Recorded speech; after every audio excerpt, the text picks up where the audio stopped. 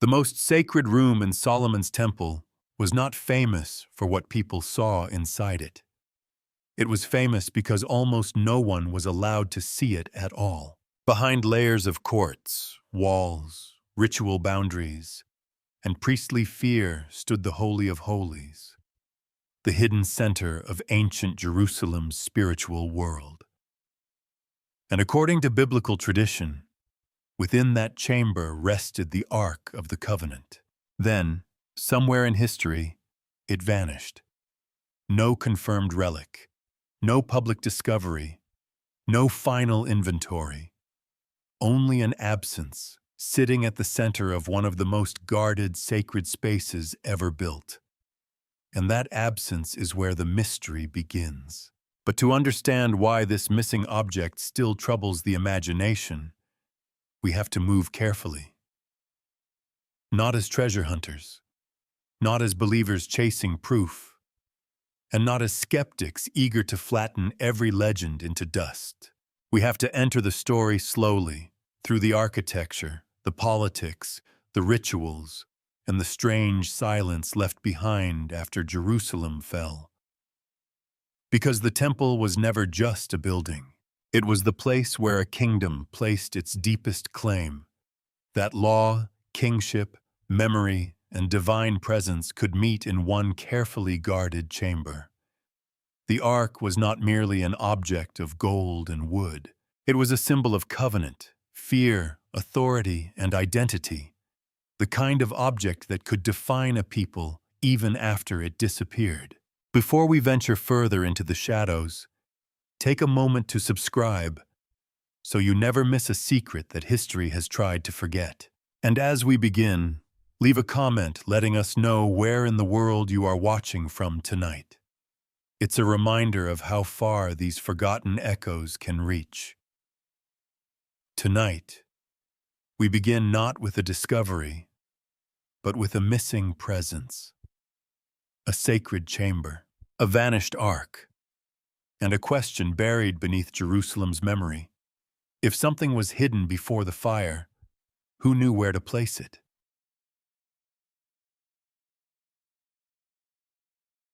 Solomon enters this story carrying the weight that all famous rulers carry, part history, part memory, part mirror.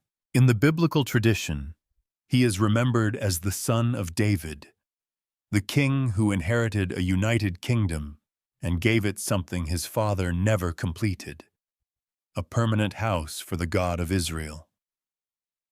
That detail matters, because before Solomon, sacred presence was associated with movement, tents, journeys, wilderness, battle, procession. The divine was not imagined as something easily contained. Then Solomon built in stone, and that decision changed the meaning of power in Jerusalem. A palace can tell people who rules. A fortress can tell them who commands the army. But a temple does something more delicate and more dangerous. It tells people where heaven touches earth. It gives political power a sacred center. It suggests that the order of the kingdom is not merely enforced by soldiers or taxes or royal decrees, but aligned with something older and higher than the throne itself. This is why Solomon's temple cannot be understood as just a religious building. It was also a statement. It said that Jerusalem was no longer simply David's captured city, no longer just a strategic hill town in the highlands. It was the chosen center, the place where sacrifice, law, kingship, and national memory were drawn into one controlled space. To walk toward the temple was to move toward the heart of the kingdom's identity. And here, we have to be careful. Modern people often separate categories that ancient people did not separate so cleanly. Politics over here, religion over there, architecture as decoration, ritual as private belief. But in Solomon's world, these things braided together. The temple was not a building beside the state. It was part of how the state explained itself. A king who builds a temple is not only offering devotion, he is organizing reality. He is deciding who may approach, who must remain outside, what counts as purity, what calendar will shape public life, what stories will be repeated, and which city will become the stage where those stories are performed. A temple concentrates memory. It turns belief into schedule, geography, sound, and movement. That is why the Ark of the Covenant becomes so important later in the mystery. If the temple was the body, the Ark was the hidden heart. Not because everyone saw it, precisely because they did not. The most powerful symbols are not always the ones displayed in open sunlight. Sometimes their authority comes from restriction, from distance, from the knowledge that somewhere beyond the visible, behind guarded thresholds, there is an object that gives the entire structure its meaning. Solomon's achievement, then, was not only that he built something magnificent, it was that he gave sacred authority a fixed address. And once sacred authority has an address, history can wound it. A city can be besieged. A sanctuary can be stripped. A holy place can be entered by enemies who do not share its fear. What had once been a sign of permanence can become vulnerable in a new way. Stone lasts longer than tents, but stone can also be surrounded. This is one of the quiet ironies at the beginning of the story. The temple was built to suggest stability, a settled kingdom, a settled worship, a settled center of the world. Yet that very stability created a problem that would echo centuries later. If the ark truly rested in the innermost chamber, then it was no longer wandering with the people. It was no longer carried ahead in a procession or shielded by movement. It was located, and anything located can be lost. Still, we should resist the temptation to imagine Solomon as some shadowy architect of secrets. The more interesting truth is simpler. He built a sacred center that was meant to endure. He created a house for divine presence that also reinforced royal legitimacy. He joined throne and sanctuary so closely that the fate of one could never be entirely separated from the fate of the other. When the king stood connected to the temple, his rule seemed anchored in something beyond ordinary politics. When the temple stood in Jerusalem, the city seemed to carry more than administrative importance. And when the ark was placed within that sacred system, hidden from view, it became the invisible weight behind everything. This is where the mystery starts to deepen, because the disappearance of the ark is not the loss of a decorative relic. It is the disappearance of the object that gave the temple's innermost space its most terrifying meaning. Without it, the Holy of Holies becomes a room defined by absence. With it, the temple becomes the center of a nation's covenant memory. Solomon built for permanence. History answered with fire, silence, and uncertainty. But before we reach that fire, we have to step inside the building itself, not as tourists and not as conquerors, but as people trying to understand how architecture can teach the body what to fear, where to stop, and what not to touch. To imagine Solomon's temple properly, we have to set aside the way modern buildings usually announce themselves. A modern monument often wants to be photographed. It wants scale, spectacle, a skyline, a clean angle from the street. But the temple described in biblical tradition worked differently. Its power was not only in what stood above Jerusalem, but in the way it controlled approach. You did not simply walk in. You moved inward by degrees. First, there was the larger sacred precinct, the courts where activity, sacrifice, gathering, and public worship created the visible life of the sanctuary. This was the part of the sacred world where human noise still belonged. Footsteps, animals, voices, fire, water, tools, command, response.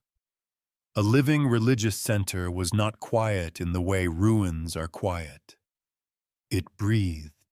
It smelled of offerings and wood smoke. It demanded work. And then, as one moved closer, the building began to narrow the world. The vestibule stood as a threshold, not merely an entrance. It marked a change in atmosphere. Beyond it was the holy place, a chamber associated with ritual objects, priestly service, and the ordered repetition of worship. Here the temple was no longer a public symbol seen from outside, but a controlled interior space. Access was not based on curiosity. It was based on role, purity, and inherited duty. Then came the deepest boundary, the Holy of Holies, the innermost chamber, a room that did not function like a normal room at all.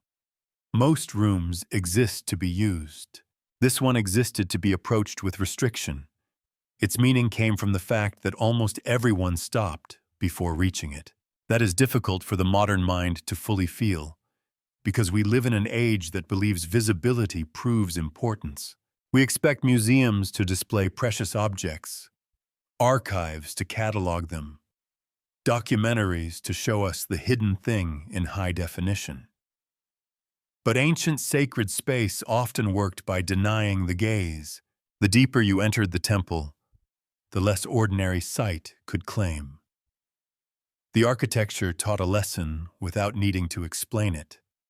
The divine was near, but not available, present, but not casual, at the center, yet separated from the everyday world by walls, ritual, and danger. The materials mattered too. Cedarwood, gold, carved forms, cherubim. These were not decorative choices in the shallow sense. They created a symbolic environment, a world within the world. Cedar carried associations of strength, fragrance, and imported prestige. Gold did what gold has always done in sacred architecture. It changed light into a language of permanence. It made surfaces feel less like human craft and more like something removed from ordinary decay. The cherubim are especially important because they remind us that the temple was not designed as an empty hall for abstract belief. It was visual, patterned, charged with boundary-making imagery. In biblical tradition, cherubim are not soft ornaments. They are guardians of sacred limits. Their presence around the innermost space suggested that the center of the temple was not merely precious. It was protected by a symbolic order. And here we should pause over a common misunderstanding. When people hear about the temple, they often imagine treasure first.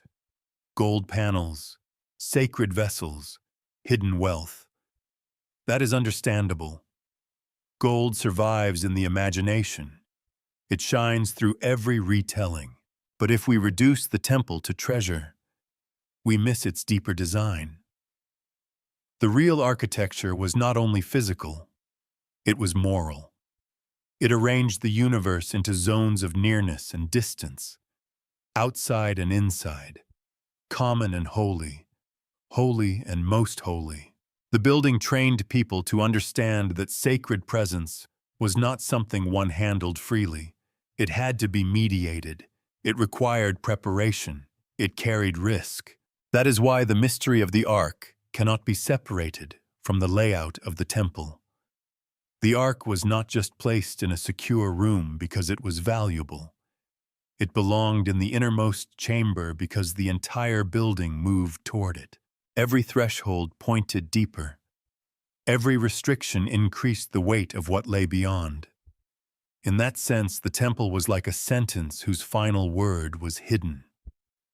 The courts began the thought. The holy place tightened it. The Holy of Holies completed it, but only for those permitted to stand near the completion. For everyone else, the meaning had to be carried by belief, memory, and ritual knowledge. There is something almost unsettling about that. A kingdom built a sacred center around a room most of its people would never see. Generations could orient their lives toward a chamber they knew only through tradition. The invisible became public through the very fact that it remained hidden. And this is where Solomon's architecture becomes more than a background setting. It becomes part of the mystery's machinery. If the ark later disappeared, its disappearance did not happen in an ordinary storage room. It happened in relation to the most restricted space in the kingdom's sacred imagination. It was not a lost object from a shelf. It was the missing center of a carefully layered world. The temple's design also raises a practical question, though we have to approach it cautiously. A building of such ritual complexity would have required systems, priestly movement, guarded access, storage, maintenance, preparation, and knowledge passed from one generation to the next. Sacred architecture is never only what visitors see. Behind ceremony, there is always organization. Someone tends the vessels. Someone knows the doors. Someone remembers what must happen before a forbidden space is approached. That practical layer matters later, because when catastrophe came, sacred objects did not move themselves. People made decisions, perhaps hurried decisions, perhaps desperate ones, perhaps decisions never written down in the records that survived. For now, the temple stands intact in the imagination. Cedar and gold, carved guardians, chambers drawing inward, a sacred geography compressed into stone. At its center is a room whose importance depends on a paradox. It is the holiest place because it is the least accessible. The most meaningful object is the one almost no one sees. And once we understand that, the ark begins to change shape in the story. It is no longer simply a famous relic waiting for a dramatic fate. It becomes the object no ordinary eye could claim, resting in a chamber designed to make absence feel like presence.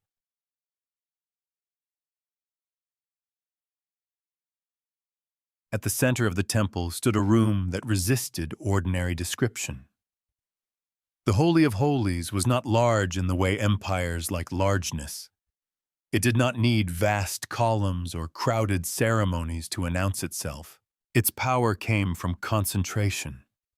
Everything around it seemed to exist so that this inner space could remain separated, guarded, and almost unbearably meaningful. And inside that space, according to biblical tradition, rested the Ark of the Covenant. The modern imagination often treats the Ark as a treasure chest with a supernatural reputation. It is easy to see why. The image is irresistible. Gold, sacred danger, a vanished relic, a forbidden chamber.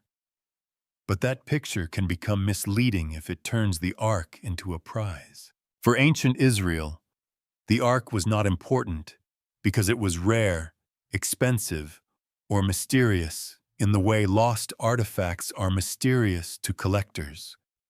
It was important because it represented relationship, covenant, law, presence, memory. The ark's meaning came from what it held and what it signified. In biblical tradition, it was associated with the tablets of the law, the covenant at the heart of Israel's identity. That made it more than a ritual object. It was a material witness to a bond between a people and their God. In a world where kings used monuments to display victories, the ark pointed to something stranger, a law before which even kings were not simply free. That is a detail worth sitting with. Because if Solomon's temple joined throne and sanctuary, the ark quietly complicated that union. It gave sacred legitimacy to the kingdom, yes, but it also represented a covenant older than Solomon's palace and higher than royal convenience. A king could build the house. A king could sponsor the rituals. But the object at the center did not belong to the king in any ordinary sense. It belonged to the covenant. That may be why the ark carries such a peculiar authority in the story. It is not described as something people casually inspect, polish, or display for reassurance. It is hidden from ordinary sight, approached through priestly mediation, and surrounded by fear. The fear is not random superstition. It expresses a serious religious idea. The sacred is not safe merely because it is good. Some things may be holy and still dangerous. That is difficult for many modern viewers, because we often imagine holiness as comfort, warm light, peaceful music, a sense of uplift. But the ancient sacred could be terrifying because it marked contact with a power beyond human control. The Holy of Holies was not designed to make the divine feel manageable. It was designed to remind people that the divine could be near and still beyond possession. So the ark did not need to be seen by the crowd to matter to the crowd. Its unseen presence structured the meaning of the entire sanctuary, like a sealed document in a royal archive, or a buried foundation stone beneath a city gate.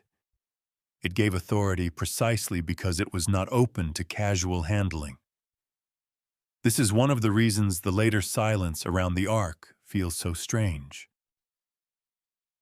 Objects displayed in public can vanish with witnesses. They can be stolen, broken, paraded, melted down, or described by enemies. Hidden objects disappear differently. Their fate depends on the few who knew where they were, who could reach them, and who understood what was at stake. If the ark remained in the Holy of Holies until disaster came, then its disappearance was not merely an accident of war. Someone would have had to enter the most restricted chamber under the worst possible circumstances. Someone would have had to decide whether to leave it, hide it, move it, or perhaps surrender to the idea that it could not be saved. And if it had already been removed before the final catastrophe, then the mystery becomes even more delicate. Removed by whom? Under whose authority? In fear of what danger? And why did later tradition preserve such uncertainty rather than a clear memory of rescue? The honest answer is that we do not know. That is not a weakness in the story. It is the shape of the story. The ark stands at the border between history and sacred memory. Archaeology can study buildings, inscriptions, destruction layers, and artifacts. Textual traditions can preserve names, rituals, lists, and theological interpretations. But an object kept from public view, associated with restricted access, and then lost in a period of conquest, leaves a different kind of trace. A negative trace. A place where something should have been mentioned, but was not. A silence that becomes louder the more carefully one listens. This does not mean every legend about the ark must be true. Quite the opposite. The more powerful an absence becomes, the more stories gather around it. Later generations try to repair the missing record with memory, theology, national pride, or hope. They imagine tunnels, journeys, guardians, secret transfers, and distant sanctuaries. Some traditions may preserve fragments of older fears. Others may be beautiful inventions. Most are difficult to test. But the beginning of the mystery is not invented. The beginning is the fact that the ark's symbolic role was enormous, while its historical trail becomes uncertain. That imbalance is what gives the story its force. A minor object can disappear and become a footnote. A central object disappears and becomes a wound in memory. The ark's absence is not empty. It is charged by everything the object once meant. The law inside it, the chamber around it, the temple enclosing it, and the people who understood their history through it. To stand before the idea of the Holy of Holies is to face a paradox. The center of the nation's sacred life was a room almost no one entered. The object that helped define the covenant was an object almost no one saw. And the disappearance that still fascinates the world may have begun not with a dramatic theft, but with a decision made behind boundaries that history was never allowed to cross. Before the Ark became a mystery, it was a movement. That is easy to forget, because the most famous image of it is fixed, the Ark resting in the Holy of Holies, hidden at the center of Solomon's temple. But in the older biblical traditions, the Ark belongs to a people on the road. It is carried, guarded, approached, feared. It appears in stories of wilderness wandering, river crossings, warfare, and ritual procession. It is not scenery. It acts almost like a sacred axis around which the community organizes itself. This does not mean the Ark was treated as a magical device, at least not in the simplest sense.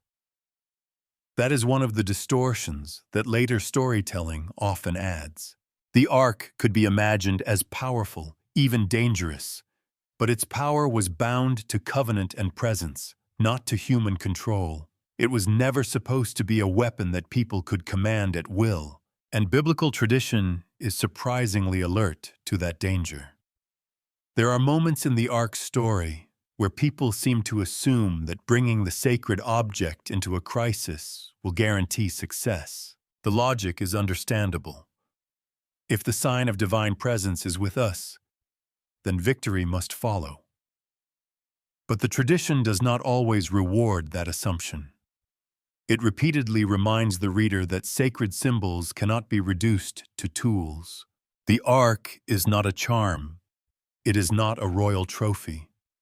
It does not obey panic. That matters because it gives the Ark a complicated personality within the story. It is central, but not tame. It belongs to the people, yet it cannot be possessed like ordinary property.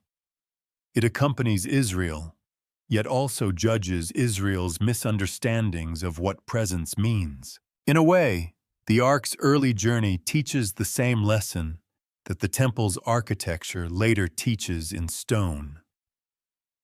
Nearness to the sacred is not the same as control over the sacred. This is why its placement inside Solomon's temple marks such a profound shift. Something once associated with movement is brought to rest. The portable sign of covenant is placed in a permanent sanctuary. The wandering memory of a people becomes enclosed within the architecture of a kingdom. That transition must have felt magnificent. It also must have felt risky. To place the Ark in the temple was to say that the journey had reached a center.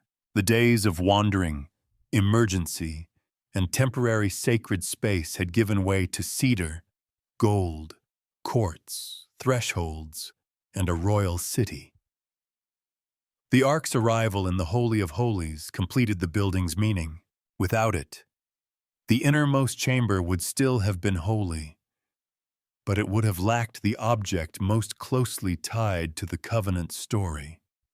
With it, the temple became more than a royal project.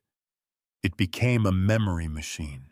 Every ritual surrounding the sanctuary pointed backward as well as upward, back to the wilderness, back to law, back to the dangerous intimacy of a people who believed they had been bound to their God, not by empire, but by covenant. Solomon's temple did not erase those earlier memories.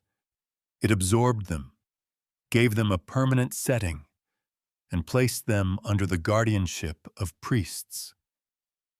And that creates one of the deeper tensions in the Ark's story. The Ark begins as a sign of a people formed outside normal power, outside palaces, outside imperial monuments, outside the settled confidence of kings. Yet by the time it rests in the Holy of Holies, it has become part of the kingdom's most important institution. The symbol of covenant now lives inside the symbol of monarchy. That does not make the temple false. It makes it complex. Sacred history rarely stays pure in the way later nostalgia wants it to.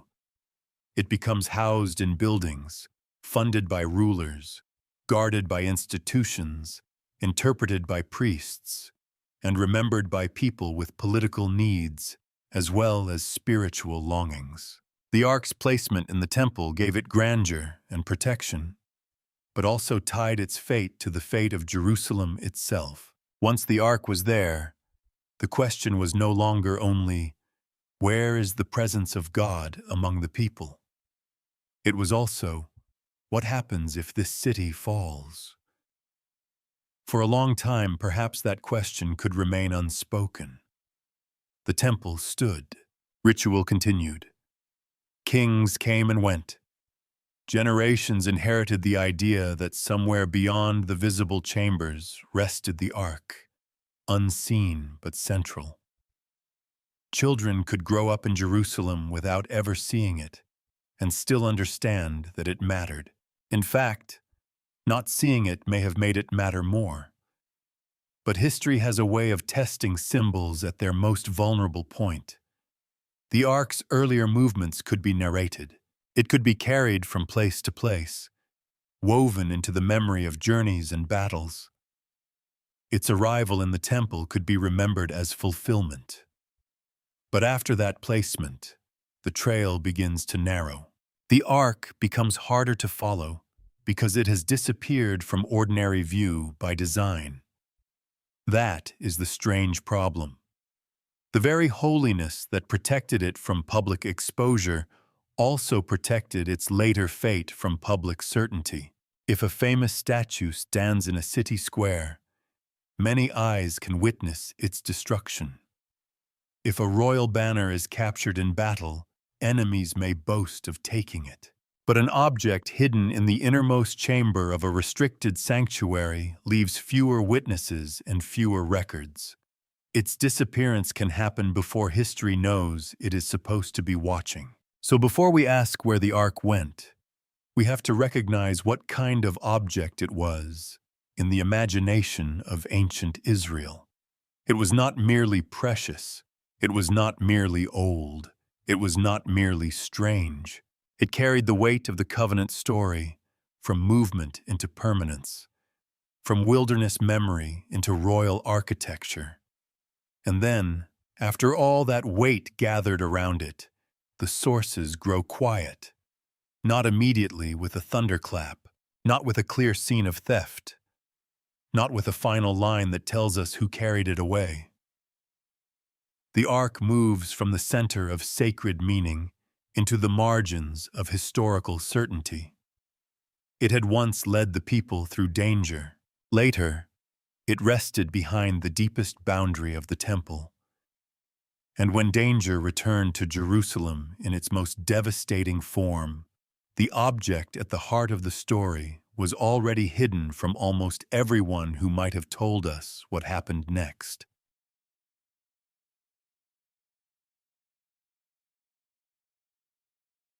The destruction of Jerusalem in 586 BC was not only a military defeat, it was a collapse of meaning. When Babylonian power finally broke the city, the catastrophe reached beyond walls, gates, houses, and royal authority. The first temple, the sacred center Solomon had built, the place where Jerusalem's identity had been gathered into architecture, was destroyed. The city was devastated. The elite were taken into exile. Sacred vessels and treasures were removed. The political world of Judah was not merely damaged, it was reordered by an empire that did not need Judah's story to remain intact. For the people who lived through it, the loss must have felt almost impossible to interpret. A city can lose a battle and still imagine recovery. A king can be defeated, and another king can rise. But when the sanctuary falls, the wound becomes theological. It asks questions no army can answer. Had the covenant failed? Had the people failed? Had the divine presence departed? Or had the temple, for all its holiness, never been a guarantee against judgment? This is where the story becomes heavier than a search for a missing artifact, because the ark's disappearance is embedded inside a national trauma. We should not picture the Babylonian destruction as a clean, cinematic moment where one villain enters a chamber and lifts a golden object from its place. Ancient conquest was more chaotic, more administrative, and more brutal in its consequences. Cities were besieged. Food ran out. Political factions miscalculated. Priests and officials faced decisions under pressure. Once a city fell, imperial power moved through it with practical intent. Neutralize resistance, remove wealth, deport leadership, break symbols of independence. A temple was an obvious target, not only because it contained valuable objects, but because it represented the city's sacred legitimacy. To strip a sanctuary was to strip the defeated people of visible protection. To carry away sacred vessels was to show that the empire had entered the place that was supposed to be most guarded. And yet, when we look for the ark in the aftermath, we find the strange gap at the heart of this mystery. The traditions that speak of treasures taken from the temple do not give us the clear statement we might expect about the Ark of the Covenant. There are lists. There are accounts of sacred vessels. There is memory of destruction and plunder. But the object that should have mattered most, the object tied to the Holy of Holies, covenant, law, and divine presence, does not step forward in the record with the clarity one would assume. That silence has fed centuries of speculation. But before we follow the speculation, we need to feel the practical crisis. If the ark was still inside the Holy of Holies as Babylon closed in, then someone in Jerusalem may have faced a terrible choice: leave it in place and trust that what is holy cannot be truly taken. Remove it and violate the normal boundaries of sacred access in order to save it. Hide it somewhere within the temple precinct. Carry it out through dangerous routes. Or perhaps accept that no human decision could preserve what the catastrophe had already judged. None of these possibilities is easy. Each creates its own problem. If the ark was left behind and seized, why is it not clearly remembered among the spoils? If it was destroyed, why did no tradition preserve that ending with mourning or horror?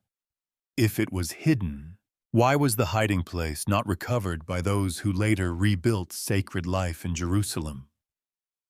If it was taken away before the fall, how far did it travel? And why did its path disappear? The historical record does not give us permission to answer too confidently. That restraint matters. Mystery becomes cheap when every silence is treated as proof of a secret. Ancient records are incomplete for many ordinary reasons. Documents are lost. Scribes choose theological emphasis over inventory. Later editors preserve what mattered to their communities. Not everything modern historians wish they had written down. Absence can be meaningful, but it is not automatically a coded message.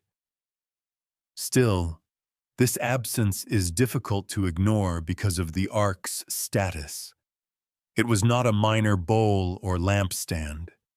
It was the hidden center of the sanctuary's symbolic world. If Babylon had captured it and displayed it, such a victory would have been extraordinary. If the Judeans had known it was destroyed, that memory might have carried enormous force. If priests had saved it, that too could have become a central story of survival. Instead, we are left with uncertainty. And uncertainty, after trauma, has a strange afterlife. The exiles carried more than grief into Babylon. They carried questions. They carried broken assumptions. They carried memories of a temple that no longer stood and an innermost chamber that no longer had a public answer. The destruction forced them to rethink what sacred presence meant when the sacred house had burned. It forced them to imagine identity without sovereignty, covenant without monarchy, worship without the old center. In that new world, the Ark may have become almost too charged to name casually. Perhaps it had already disappeared from active ritual memory before the final destruction.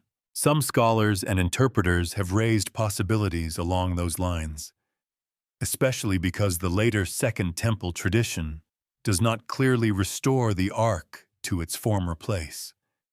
But here again, caution is necessary. We are dealing with fragments, not a continuous documentary record. What we can say with more confidence is this: the Babylonian destruction transformed the Ark from a sacred object into a historical problem. Before 586 BC, the Ark belonged mainly to tradition, ritual, and theology. After the fall, it belonged also to absence. It became something that should have had a fate, yet did not have one we can verify. And that is why the year matters so deeply. 586 BC is not just the date when the temple burned. It is the point where the Ark's story passes through fire and comes out as a question. The flames that consumed the sanctuary also burned away the certainty that later generations would have needed. They left behind memory, grief, interpretation, and a list of missing things no list could fully settle. Somewhere in that catastrophe, whether before it, during it, or in the traditions that formed after it, the Ark slipped beyond the reach of history, not beyond imagination. History lost its grip. Imagination did not. After a city falls, conquerors count. They count prisoners, weapons, royal goods, sacred vessels, metalwork, anything that can be carried away, melted down, displayed, redistributed, or recorded as evidence of victory. Empire has always liked inventory. It turns catastrophe into administration. That is what makes the Ark's absence so arresting. The fall of Jerusalem was remembered with details of destruction and removal. The temple was not imagined as simply vanishing in a cloud of grief. Its vessels mattered. Its treasures mattered. Its stripping mattered. Yet when later readers look for the Ark of the Covenant among the spoils, the record does not hand them a clean answer. There is no satisfying line that says, "And they took the Ark." There is no equally clear line that says, "And the Ark was burned." For an object that carried such immense sacred meaning, that silence feels almost too large to be accidental. Almost. That word matters. A responsible mystery has to resist its own hunger. It would be easy to treat the missing reference as proof that the Ark was hidden under the temple, carried away through a secret passage, or entrusted to a priestly order whose descendants guarded the truth. Those possibilities have a certain narrative pull. They make the silence feel intentional, and human beings are drawn to intentional silences. We prefer a locked door to a missing page, but ancient sources do not exist to satisfy modern suspense. They are selective. They are shaped by theology, memory, scribal transmission, political trauma, and the survival of texts across centuries. A thing may be omitted not because it was secretly saved, but because the writer's purpose lay elsewhere. A detail may be absent because the object was already gone, because its fate was unknown, because later tradition avoided naming it, or because the surviving account simply did not preserve the information. Still, not all silences are equal. The ark was not one sacred vessel among many. It was the object associated with the innermost chamber, the covenant, and the invisible center of the temple's holiness. If Babylonian forces had seized it in recognizable form, the capture would have carried enormous symbolic value. Imagine an empire displaying the defeated god's most sacred object, or Judean memory preserving the horror of seeing the covenant sign carried into foreign hands. One might expect the wound to leave a sharper mark. Instead, the record gives us something more ambiguous, and ambiguity invites scenarios. The first possibility is the simplest, and in some ways, the bleakest. The ark was still in the temple and was destroyed or removed, but the surviving texts did not preserve the detail. This cannot be ruled out. War destroys not only buildings, but information. Not every act of plunder becomes a line in a text. Not every sacred loss receives its own surviving lament. But for many readers, that explanation feels emotionally insufficient. Not impossible, just thin against the ark's symbolic weight. The second possibility is that the ark had already been removed before the Babylonian destruction. This would help explain why it does not appear among the spoils. If it was not there, Babylon could not take it. But this raises another question immediately. Removed when and by whom? Under normal circumstances, moving the ark would not have been a casual administrative act. It would have required religious authority, specialized access, and a reason grave enough to disturb the deepest order of the sanctuary. The third possibility is that it was hidden in or around the temple precinct as the crisis worsened. This is the version that draws the imagination most strongly toward underground chambers, sealed storage spaces, priestly secrets, and the buried geography of Jerusalem. It is not irrational in its basic logic. People facing invasion do hide valuables. Religious communities do protect sacred objects. Priests and temple officials would have had knowledge unavailable to ordinary citizens. But plausible does not mean proven. The difference is everything. A hidden ark is possible because the historical situation allows it. It is not established simply because the sources are quiet. The silence opens the door. It does not tell us what is behind it. The fourth possibility is more unsettling. By the time later traditions took shape, the ark's fate may already have been unknown. The people preserving the memory of the temple may have inherited not a secret, but a loss. The absence itself may have been passed down, generation after generation, until it became a sacred wound around which stories could gather. That may be closer to how mysteries actually survive, not always through conspiracy, often through interruption. A war breaks a chain of custody. A priest dies without passing on knowledge. A hiding place is forgotten because the people who knew it are deported. A text names vessels, but not the most important object, because that object had already moved out of the writer's horizon.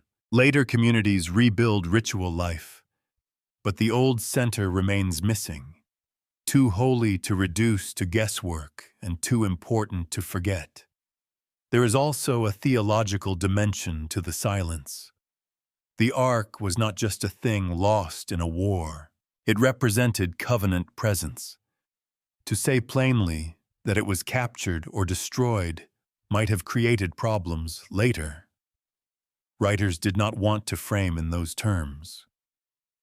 The destruction of the temple already demanded interpretation. The loss of the ark would have intensified the question painfully. Could the sign of covenant be taken by an empire? Some traditions prefer to leave the holiest things veiled. That does not mean the silence was deliberate concealment. It means sacred memory sometimes protects itself by refusing a final image. Better no scene at all than the wrong scene. Better absence than a description that diminishes what was lost. And this is where the missing item in the list of spoils becomes more than a historical puzzle. It becomes a window into how communities remember catastrophe.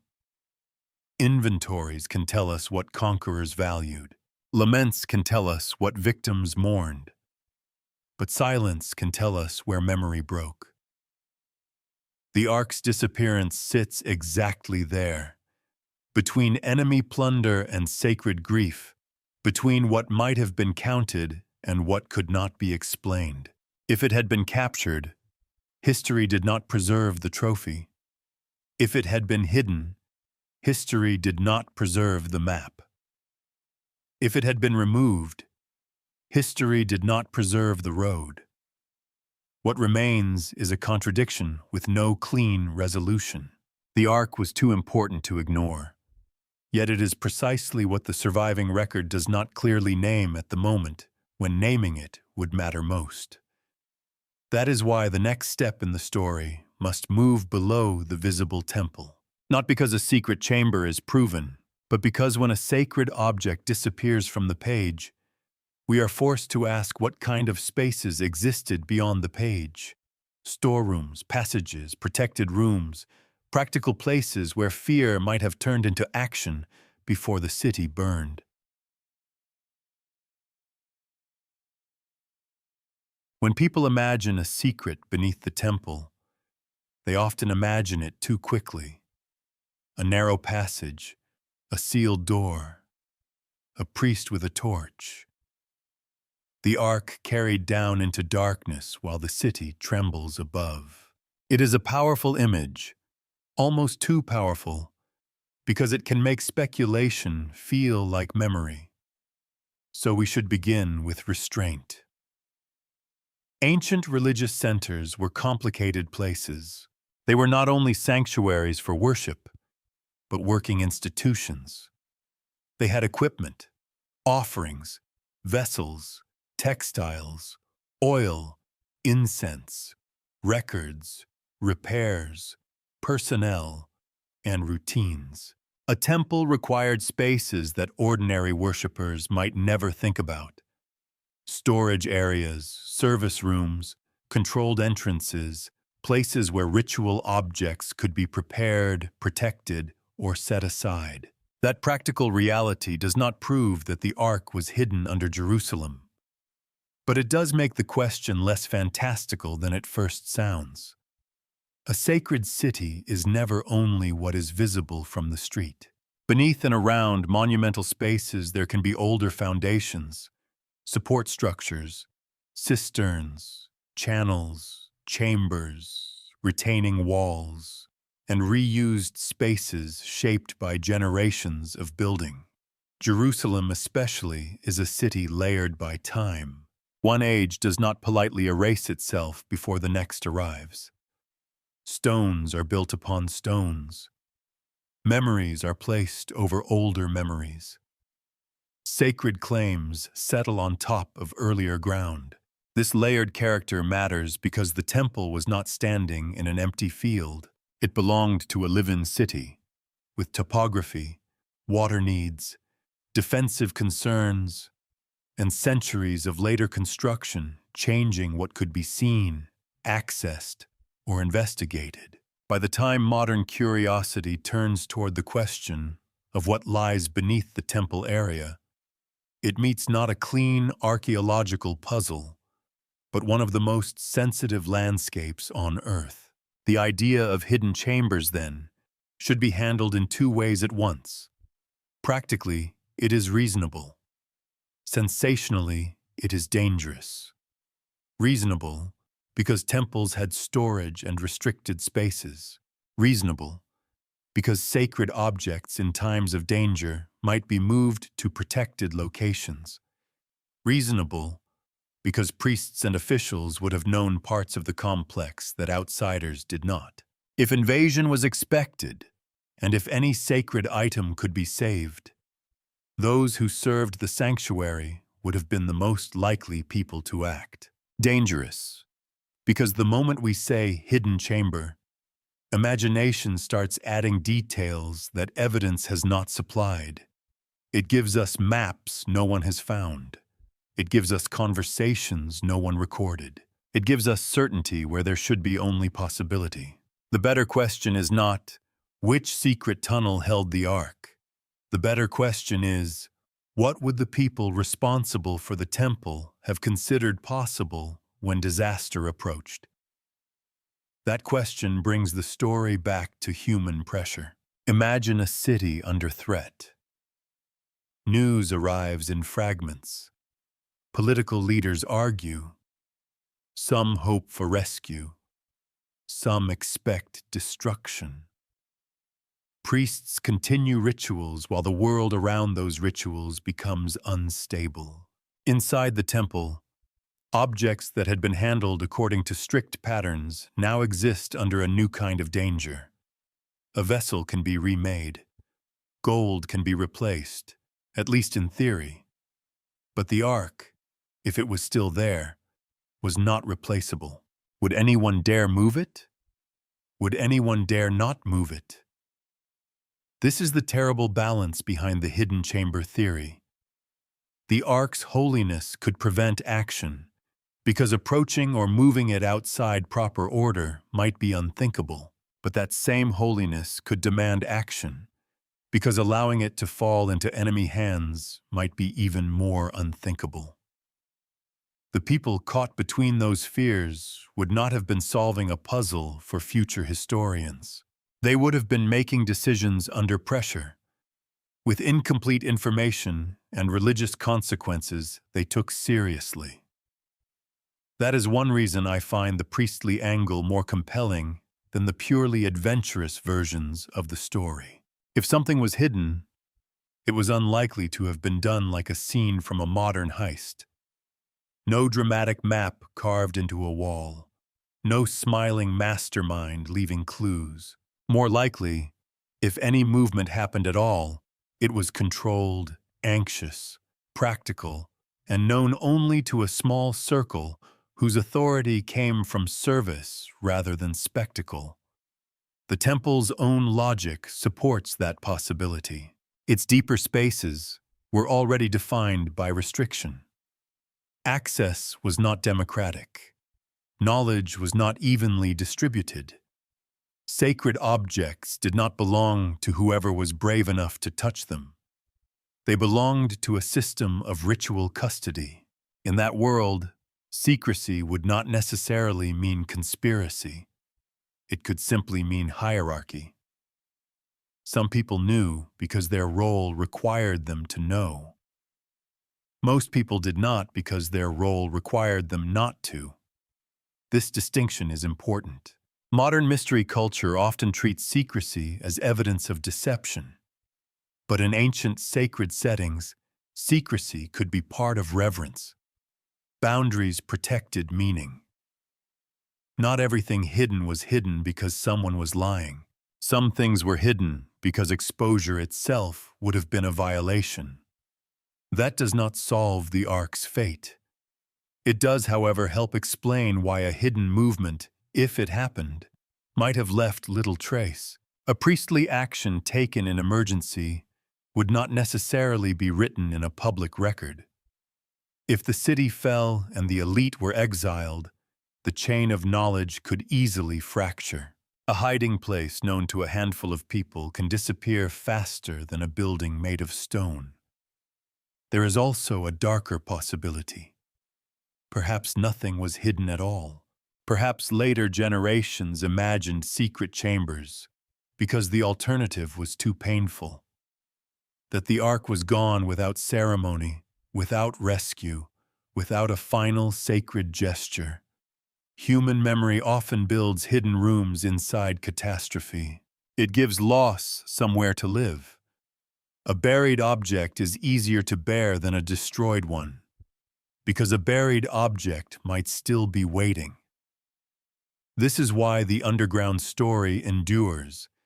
It is not only about archaeology, it is about hope under pressure. A hidden chamber says that history may have failed to record the ending because the ending has not fully happened. It suggests that somewhere beneath the broken surface of events, the sacred center remains protected, not lost, not taken, only withheld. But a careful investigation must leave the romance and the caution side by side. There may have been storerooms, there may have been restricted spaces, there may have been opportunities for concealment. There may even have been priestly decisions that history failed to preserve. Yet none of that lets us point to a stone and say, "Here." What it lets us say is more modest and perhaps more human. If the ark disappeared from the visible record around the catastrophe of Jerusalem, the temple's hidden and restricted space offer one plausible kind of setting for that disappearance. Not proof, not a treasure map, but context. A sacred institution facing collapse would have had both the motive and the personnel to protect what mattered most, if protection was still possible. And so the mystery moves from architecture into people. Because chambers do not keep secrets on their own, someone has to close the door. If the ark was moved, hidden, or protected before Jerusalem fell, the most likely hands were not those of adventurers. They were priestly hands. That may sound less dramatic than the legends prefer. No wandering hero stealing the ark away under moonlight. No foreign king discovering a secret passage. No coded prophecy unfolding at the last possible moment. But history is often more convincing when it is less theatrical. The temple belonged to a world of roles. Not everyone could enter the same spaces. Not everyone could handle the same objects. Not everyone could even witness the same rituals. The closer one moved toward the center, the smaller the circle became. By the time we reach the Holy of Holies, the story is no longer about the crowd, the city, or even the king in any ordinary sense. It is about restricted service and inherited responsibility. The priests were not merely attendants in ceremonial clothing. They were custodians of sacred order. They preserved procedures, guarded boundaries, managed offerings, maintained ritual objects, and mediated between the people and the sanctuary's most dangerous meanings. Their authority was not based on curiosity. It was based on duty, and duty can become a secret when the world collapses. This is the point where many versions of the Ark story become too eager. They imagine the priests as if they were members of a hidden society, passing down a single explosive truth through generations. That is possible in fiction because fiction loves clean chains of knowledge. One guardian tells the next. One scroll survives. One hidden chamber waits. Real history is messier. Priestly secrecy, if it existed here, may not have looked like a secret society at all. It may have looked like a small number of authorized people making a decision under extreme pressure, then losing control of what happened next. War does not preserve clean handovers. Exile separates families. Records disappear. Survivors reinterpret events through grief. A secret can be kept so well that it dies with the keepers. That is one of the bleakest possibilities in the entire mystery. Not that the Ark was hidden and is waiting, but that it was hidden and then forgotten. To understand why the priestly class matters, we have to think about knowledge as access. The priests would have known the rhythms of the temple. They would have known what could be moved, what should never be touched casually, where objects were stored, how spaces connected, and who had the authority to act. In a crisis, that kind of knowledge becomes power. But it also becomes burden. Because if Babylon was approaching, the priests were not solving an abstract problem. They were facing a religious emergency with no safe answer. Leave the sacred objects in place and the enemy might seize them, move them, and the normal order of holiness might be disrupted. Hide them, and perhaps they survive. But perhaps the hiding place becomes a tomb for memory. There is a human drama here that does not need exaggeration. Imagine men trained their entire lives to preserve ritual order, watching order itself begin to fail. The walls are no longer reliable. The monarchy is no longer able to protect the sanctuary. The old confidence that Jerusalem is secure has thinned into dread. And inside the temple are objects that cannot simply be treated as valuables. Some objects are expensive, some are irreplaceable. The ark, if still present, belonged to the second category. A golden vessel could be mourned and remade. The ark represented the covenant story in a way that could not be reconstructed by craftsmanship alone. If it vanished, something more than material culture vanished with it. If it was captured, the humiliation would be almost unbearable. If it was touched improperly, the fear would not be merely legal, but sacred. This may explain why any priestly action would be unlikely to appear as a public announcement. The fewer who knew, the less danger. The fewer who spoke, the more reverence. In a world where sacred access was already limited, emergency concealment would not necessarily feel like deceit. It might feel like the final extension of the temple's own logic. The holiest thing must remain hidden from profane hands. But there is another side to this. Priests were human beings inside a political crisis. They may have disagreed. Some may have believed the temple should stand untouched, even in danger. Others may have believed practical action was necessary. Some may have had time to prepare. Others may have been overtaken by events faster than they expected. We should not imagine a perfectly united priesthood calmly executing a perfect plan while the city fell around them. That picture is too neat. Catastrophe rarely gives people the dignity of perfect timing. The secrecy of the priests, if there was one, may have been improvised. A decision made late. A route chosen because another was blocked. A hiding place selected not because it was eternal, but because it was available. A sacred object moved not with triumph, but with fear. And if nothing was moved, the priests still remained central for another reason. They were among those who would have known the truth of absence. If the ark had already disappeared before the Babylonian destruction, the priestly world would likely have been where that knowledge survived, even if only indirectly. The later uncertainty may reflect not one great secret, but a long narrowing of memory inside a restricted class. This is what makes the ark different from ordinary lost treasure. Treasure belongs to whoever can find it.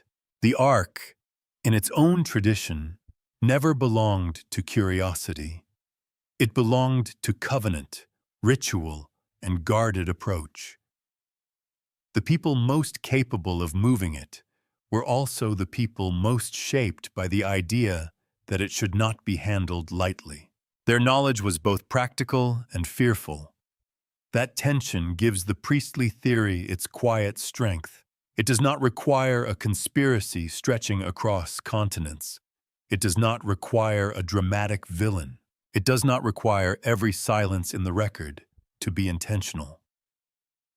It only requires that, at some point near disaster, the people with access understood the danger before them and acted in a way that left little public trace, or failed to act and left an absence no one could explain. Either way, the priests stand at the narrowest point in the story, between the chamber and the world, between ritual law and imperial violence, between the object no one could see and the catastrophe everyone would remember. If the ark left the temple, it likely passed first through a circle of men trained not to reveal the holy too easily, and from there, the road becomes uncertain. Not a single road, perhaps, but a fan of possibilities. South toward Egypt, east toward exile, into the desert, or into traditions that would grow far beyond Jerusalem itself. Once the ark leaves the temple in our imagination, the mystery changes shape. A hidden chamber keeps the question close to Jerusalem. A road carries it outward. And roads are dangerous for historians, because every mile away from the original setting gives legend more room to breathe. Still, the possibility cannot be dismissed too quickly. If the ark was removed before or during the Babylonian catastrophe, it had to go somewhere, not into a vague cloud of sacred mystery, but through geography, along paths used by refugees, officials, traders, soldiers, priests, and exiles. The ancient world was not sealed into isolated cities. People moved. Goods moved. Stories moved with them. The question is whether the ark moved too. The first direction many people imagine is Egypt. That is not random. Egypt had long been part of the political and cultural horizon of Judah. It was close enough to be a refuge, powerful enough to matter, and familiar enough to appear again and again in the biblical imagination as both danger and shelter. When Jerusalem faced catastrophe, fleeing south or southwest toward Egyptian territory would not have been absurd. But here the evidence becomes thin. A route can be plausible without being proven. People from Judah did go into Egypt in periods of upheaval. Jewish communities existed outside the land of Israel.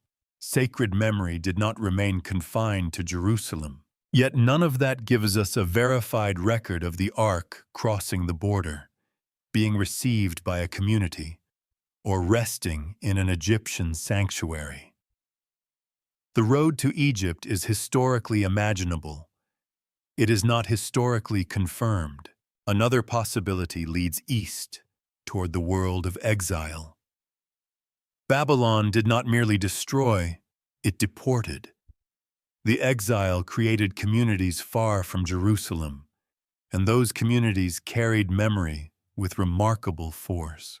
Text, law, identity, and worship all had to survive in a world where the temple no longer stood. In that sense, the most important things Judah carried into exile were not made of gold. They were stories, practices, grief, and interpretation. Could the ark have been taken into exile with them? That is harder to picture, at least in literal terms. An object of such sacred meaning would have been difficult to transport unnoticed if taken by Judeans, and immensely valuable as a symbol if seized by Babylonians. If Babylon had possessed it, we might expect some stronger trace, though expectation is not proof. Empires recorded many things and lost many records. Silence does not settle the matter. The exile route may be more important symbolically than physically. It reminds us that after the temple fell, sacred identity did not end. It relocated into memory and law. The people survived without the ark being restored to public knowledge. That fact itself is profound. The covenant could no longer depend on an object seen by almost no one inside a destroyed sanctuary. It had to be carried in another way. There is also the desert.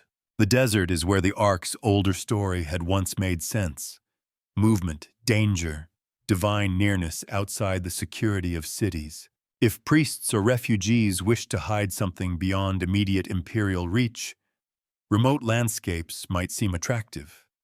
Caves, wadis, wilderness routes, and temporary shelters all invite speculation.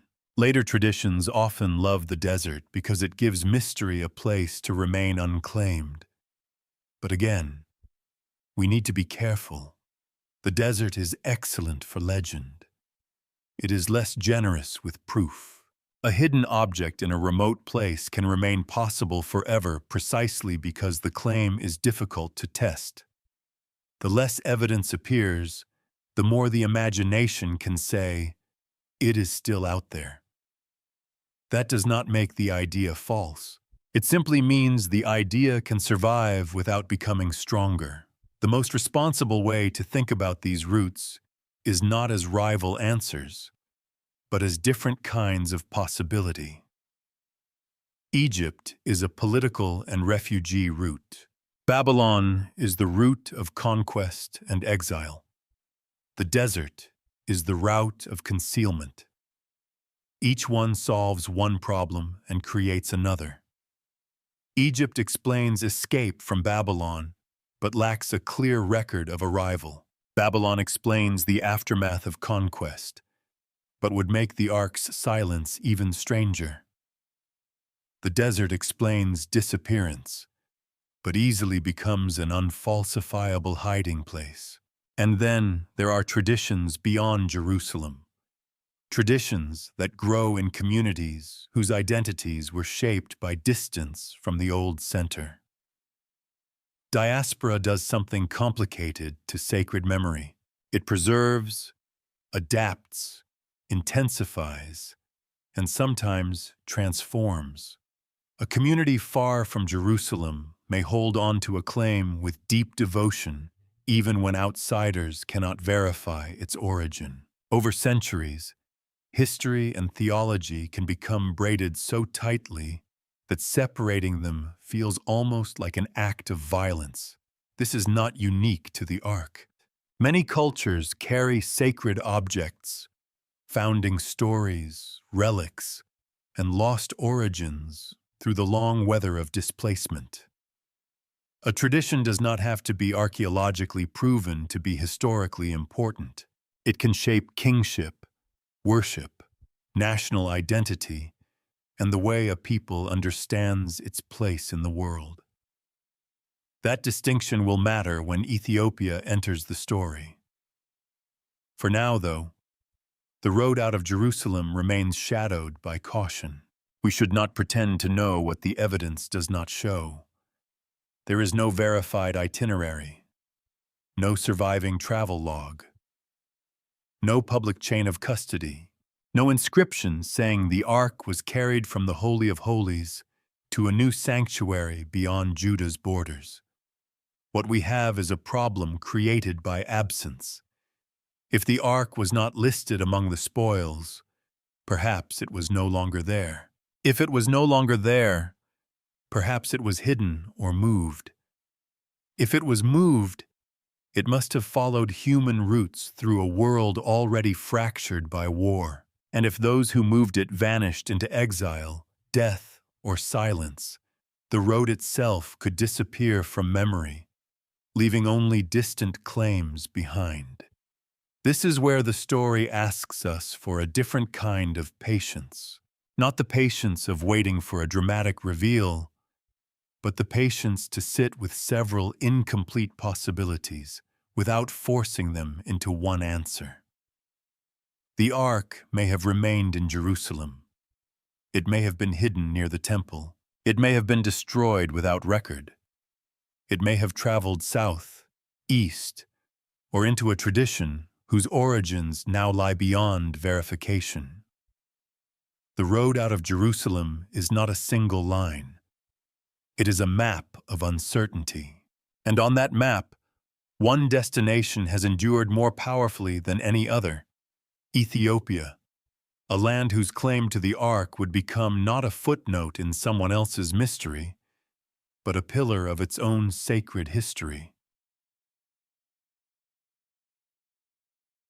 Ethiopia does not enter the Ark story quietly. It arrives with a claim so bold that it has outlived empires, scholarship, skepticism, and centuries of retelling. That the Ark of the Covenant did not remain lost beneath Jerusalem, nor disappear into Babylonian plunder, but came to Ethiopia and was preserved there under sacred guardianship. For anyone approaching the story from outside Ethiopian tradition, this can sound sudden. We have been in Jerusalem, with Solomon's temple, Babylonian destruction, priestly secrecy, and the silence of ancient records. Then the map shifts south, across the Red Sea world, into a civilization with its own royal memory and sacred imagination. But Ethiopia's place in this mystery is not a random later decoration. It is the largest surviving tradition about the Ark's fate. It has shaped religious identity, royal legitimacy, church tradition, and national memory. Even if one remains cautious about its historical claims, and caution is necessary, the Ethiopian tradition cannot be brushed aside as a minor rumor. It is too old in influence, too central in meaning, and too deeply woven into the history of Ethiopian Christianity. At the heart of the tradition stands a story connecting Solomon, the Queen of Sheba, and Menelik I. The broad outline is familiar in many forms. The Queen of Sheba visits Solomon, drawn by his wisdom and splendor.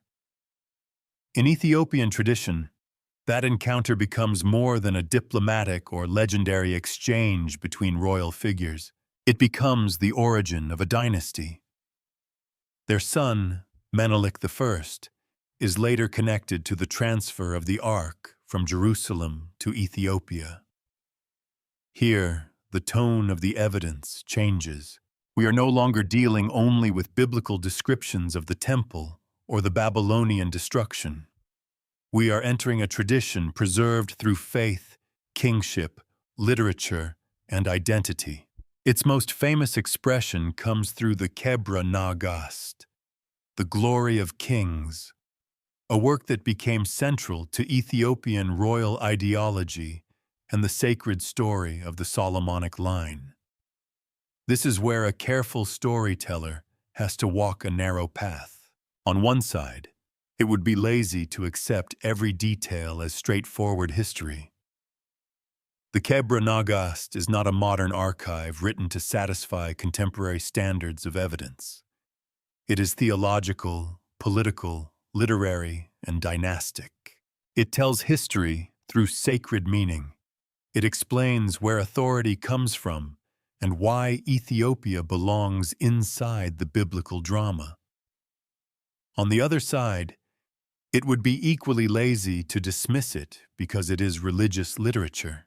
Religious traditions often preserve cultural memory in forms that do not behave like modern documents. A story may not prove an event exactly as narrated and still reveal what a society believed about itself, how it organized power, and why certain sacred claims mattered. The question is not simply, can we prove Menelik carried the Ark? The question is also, why did this claim become so central, and what kind of world did it help create? That is what makes Ethiopia's role so fascinating. The tradition does not merely say, we have a lost object. It says something larger. Ethiopia is tied to Solomon. Ethiopian kingship inherits sacred legitimacy from Jerusalem. The Ark's presence marks the land as chosen, guarded, and bound to a covenantal past. In this version of the story, the Ark is not a relic waiting in storage. It is the foundation of a sacred national identity, and this changes how we should listen. For treasure hunters, the Ethiopian claim is exciting because it offers a location. For historians, it is challenging because the claim is difficult to verify. For believers within the tradition, it is not primarily a puzzle at all. It is part of a sacred inheritance. Those are three very different ways of approaching the same story, and confusing them creates bad history. A skeptical outsider may ask for physical inspection. A religious guardian may see such inspection as a violation. A scholar may study texts, rituals, and political use without claiming the object can be confirmed. A documentary audience may want the final door opened. But some doors in this story remain closed, not because no one has thought to open them, but because the cultures around them do not agree on what opening them would mean. The Ethiopian tradition also complicates the timeline of the mystery. If the Ark came to Ethiopia through Menelik, then it left Jerusalem long before the Babylonian destruction. That would solve one major problem. The Ark was not listed among the spoils because it was not there, but it creates another. Why do the biblical traditions surrounding Solomon's temple place the Ark within the Holy of Holies? How do we reconcile a claim of early removal with the temple's own sacred narrative? Different traditions answer differently. Some versions suggest the Ark was taken through a divinely guided act, sometimes involving substitution or concealment. But once again, we must avoid presenting later sacred storytelling as verified historical sequence. The legend may carry theological truth for a community without giving modern historians the kind of evidence needed to reconstruct the event. Still, the Ethiopian claim remains powerful because it does something many Ark theories fail to do. It survived inside a living religious culture, not merely in a marginal rumor, not only in adventure literature, not as a loose speculation invented for suspense. It became attached to churches, kings, rituals, identity, and a particular place. That does not prove the Ark is there, but it proves the claim mattered enough to endure, and endurance itself deserves attention. A false story can endure, of course. So can a transformed memory. So can a symbolic claim that becomes more important than the event that gave rise to it. History is full of traditions that are not simple records, but neither are they meaningless inventions. They become true in another sense, true as cultural forces, true as sources of authority, true as maps of belonging. That may be the first fair way to approach Ethiopia's Ark tradition, not by asking it to perform like an archaeological report, not by romanticizing it into proof, but by recognizing that, for centuries, it has carried the Ark's disappearance into a new kind of presence. In Jerusalem, the Ark becomes absent from the record. In Ethiopia, it becomes intensely present in sacred memory, guarded not by public evidence, but by reverence. The road out of Jerusalem led us into uncertainty. Ethiopia gives that uncertainty a voice. And that voice speaks through a book where kingship, faith, and the Ark are joined into one of the most remarkable sacred histories in the world.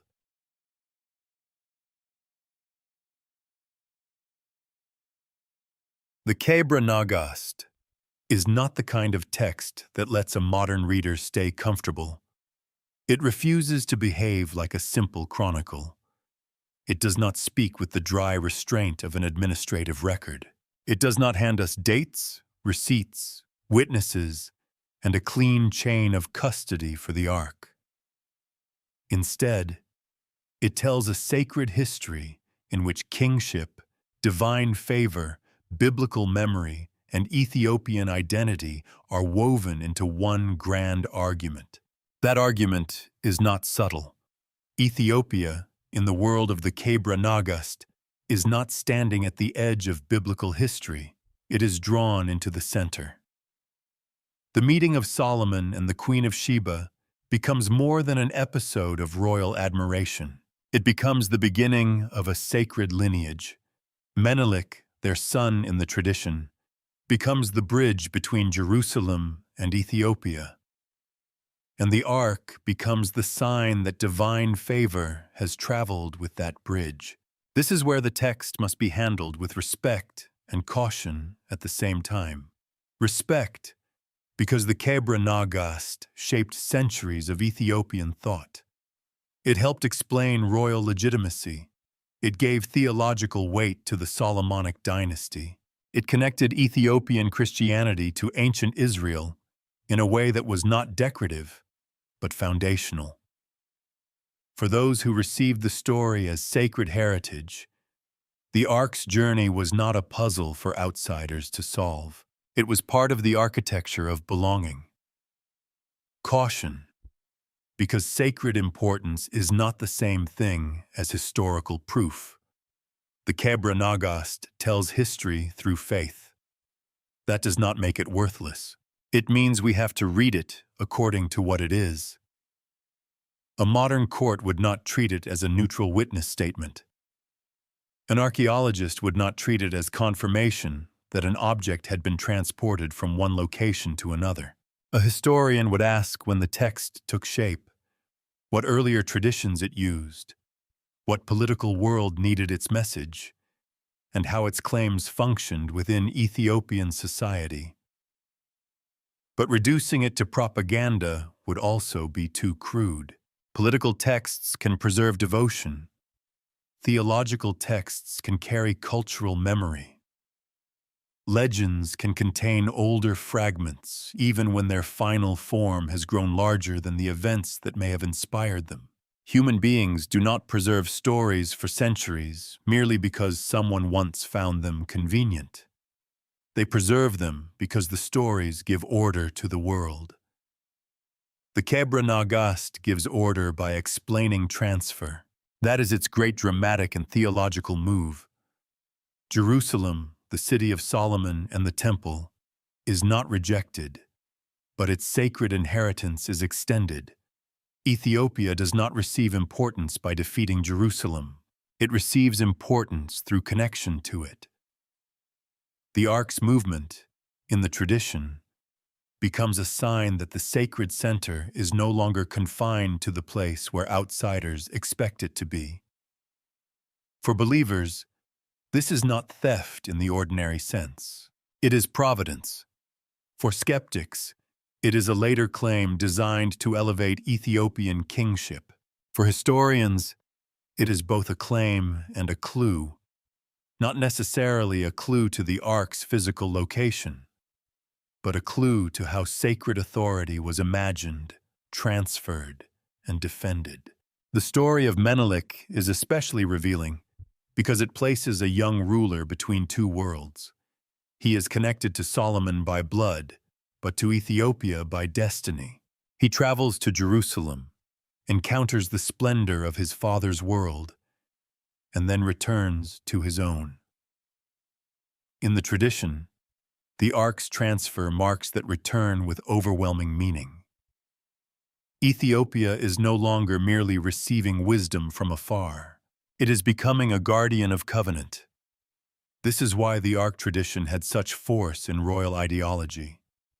A king who claims descent from Solomon is already claiming biblical prestige, but a kingdom that claims to possess the ark is claiming something even more intimate. Not only ancestry, but presence. Not only memory, but custody. It says, in effect, that the deepest sign of Israel's covenantal past has found shelter in Ethiopian hands. Whether one accepts that claim literally or not, its power is undeniable. And there is a subtle point here that is often missed. The Kebra Nagast does not simply solve the ark mystery. It relocates the mystery into a different category. Instead of a missing object waiting for discovery, the ark becomes an object whose hiddenness is part of its sanctity. The lack of public verification is not treated as embarrassment within the tradition. It is almost expected. The Ark is not meant to be exposed to settle an outsider's curiosity. That creates a collision between modern evidence and sacred secrecy. Modern investigation asks to see. Sacred guardianship may answer that seeing is precisely what should not happen. Modern skepticism says, show the object. The tradition says, the object is not yours to demand. Neither side is likely to fully satisfy the other because they are not playing by the same rules. This does not mean every claim should be accepted. Reverence cannot replace evidence when we are asking historical questions. But evidence is not the only reason a tradition matters. A claim can be historically unverified and still socially, politically, spiritually, and emotionally central to a civilization. The Kebra Nagast belongs in that space. It is not a map with an X marked at the end. It is a national sacred drama. Its purpose is not merely to tell us where the Ark went. It tells us why Ethiopia believed it had inherited a destiny that reached back to Solomon's court and beyond him to the covenant itself. It gives the Ark a story of movement before the Babylonian destruction, which neatly explains the Ark's later absence from the temple, but neatly is not the same as proven. That distinction should remain in the viewer's mind. The Kebra Nagast gives us one of the richest and most influential answers to the Ark's disappearance. It is an answer told through faith, shaped by kingship, strengthened by centuries of devotion, and protected by religious authority. It may preserve memory. It may transform memory. It may be, in historical terms, more theological than factual, but it cannot be ignored. Because after Jerusalem's silence, the Kebra Nagast does something remarkable. It gives the Ark a voice, a road, a guardian, and a new homeland. And whether that voice is evidence, legend, or something suspended between the two, it carried enough power to help define a kingdom.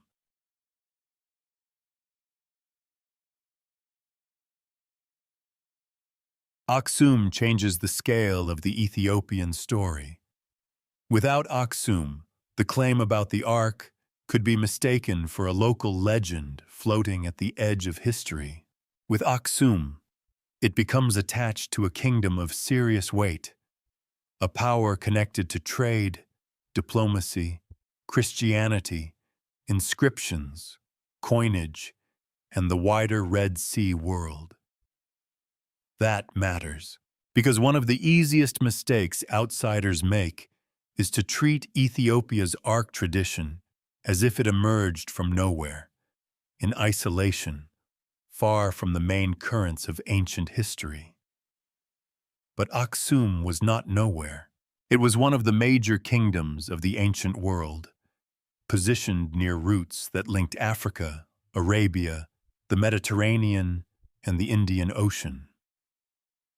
Goods moved through this world. Ideas moved through it. Faith moved through it.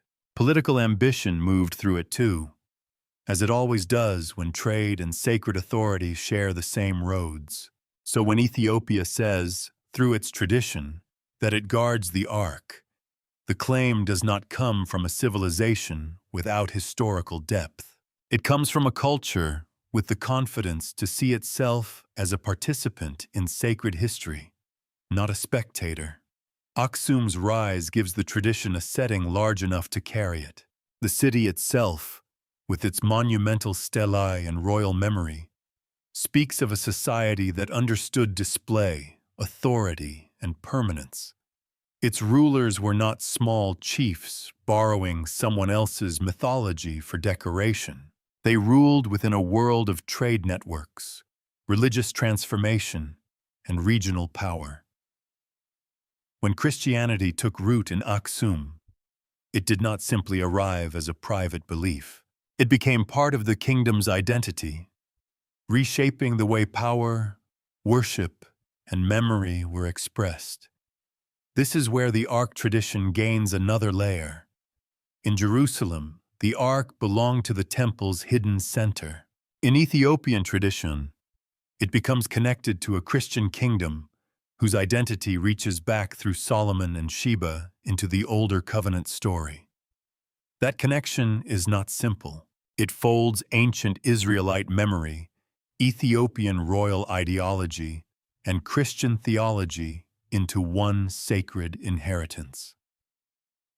For modern viewers, this can feel like too much history compressed into one claim, but that compression is exactly how sacred identities often work.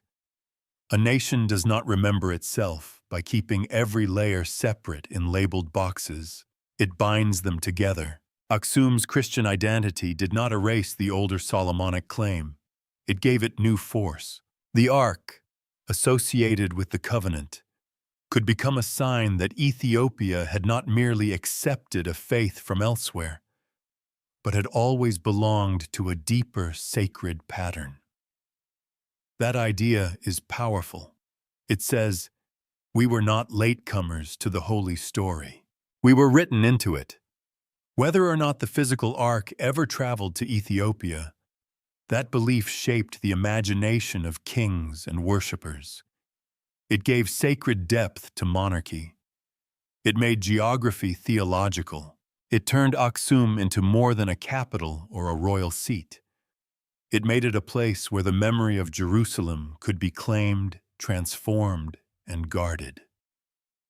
Of course, none of this proves the Ark is there. Aksum's greatness does not verify the object. A powerful kingdom can hold an unverified tradition. A sacred city can protect a claim that historians cannot confirm. Political importance can strengthen a legend without making every detail literal. But Aksum does change how we judge the tradition's seriousness. This is not a stray tale scribbled in the margin of history. It belongs to a civilization capable of sustaining a major religious and political claim across generations. It belongs to a church culture in which replicas, sanctuaries, liturgy, and sacred guardianship gave the Ark idea a continuing life. It belongs to a kingdom that saw its authority through the lens of divine election and ancient descent. That is why dismissal is too easy. Skepticism is necessary, but dismissal is lazy. The correct response is not to say, Aksum was important, therefore the Ark must be there. That would be poor reasoning.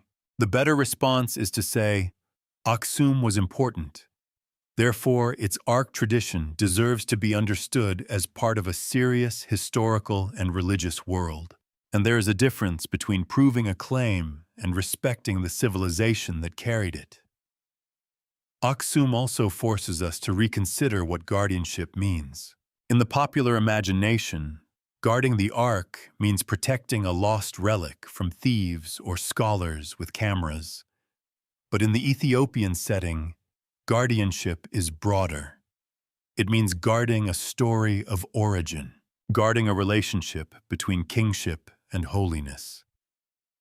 Guarding the idea that sacred authority came to Ethiopia not as ornament, but as destiny. That kind of guardianship does not depend entirely on public display. In fact, public display might weaken it. A hidden object can hold a community together in ways a displayed object cannot. Once shown, it becomes measurable, photographable, debatable, perhaps doubted in new ways. Hidden, it remains within the boundaries of reverence. The mystery is not a flaw in the tradition. It is part of the tradition's strength. This is frustrating for modern investigation, naturally. We want access. We want confirmation. We want the old question settled. Is it the Ark or not? But Aksum's tradition does not exist to satisfy that question. It exists inside a sacred order that treats certain things as too holy for ordinary proof. Here, again, the Ark returns to its oldest pattern. In Solomon's temple, it was hidden inside the Holy of Holies, seen by almost no one, central because of restriction. In Aksum's tradition, it is again hidden, guarded, and unavailable to ordinary sight. Different land, different religious world, different history. But the same basic grammar of holiness remains. The unseen center holds power. That parallel does not prove continuity, but it explains why the Ethiopian claim has such emotional coherence. The Ark was never meant to be an exhibit. No. If it rests anywhere, the tradition implies it would rest behind boundaries, under custody, wrapped in reverence and danger. Aksum gives that idea a home, a kingdom of trade and stone, kings and bishops, memory and claim, a place where the story of Solomon could be reborn in African soil, and where the vanished object from Jerusalem could become, for Ethiopian faith, not vanished at all, only hidden, guarded, still present in the one way the Ark has always been most powerful, not by being seen, but by being believed to be near.